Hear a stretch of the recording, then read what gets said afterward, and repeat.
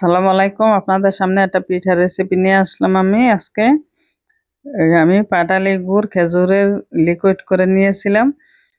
এখন দিয়ে দিলাম নারকেল, গুড়ের ভিতরে নারকেল দিয়ে দিলাম 100 গ্রামের মতো সুজি, দিয়ে 1 কেজি পরিমাণ চালের গুঁড়া দিলাম। দিয়ে এখন ভালোভাবে নাড়াচাড়া করে মিশিয়ে নেব। আপনারা দেখতে থাকুন। যদি রেসিপিটা আমার ভালো লাগে তাহলে আপনারা এভাবে বানায় খাবেন। দেখেন এই বেশি কিছু দিই না, অল্প উপকরণ দিয়ে পিঠাটা বানাবো। আমার ব্যাটারটা রেডি করে নিয়েছি, এখন দেখতে থাকুন। আ- আমার ব্যাটারটা রেডি হয়ে গেছে। দেখুন ঘনত্ব কেমন করলাম, ব্যাটারটা দেখুন। এখন আমি কড়াইতে তেল দিয়ে দিচ্ছি, এখন পিঠা ভাজবো।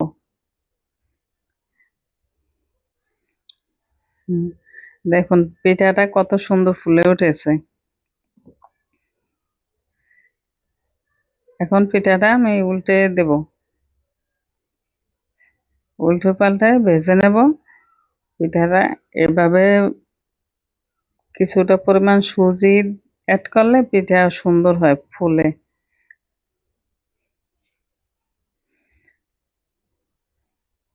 দেখুন,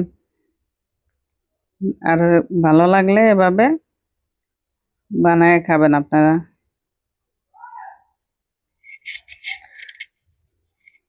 আমি খুব সিম্পল তরিকায় বানাইছি পিঠাটা। দেখুন, সবাই ভালো থাকবেন, সুস্থ থাকবেন। আল্লাহ হাফেজ।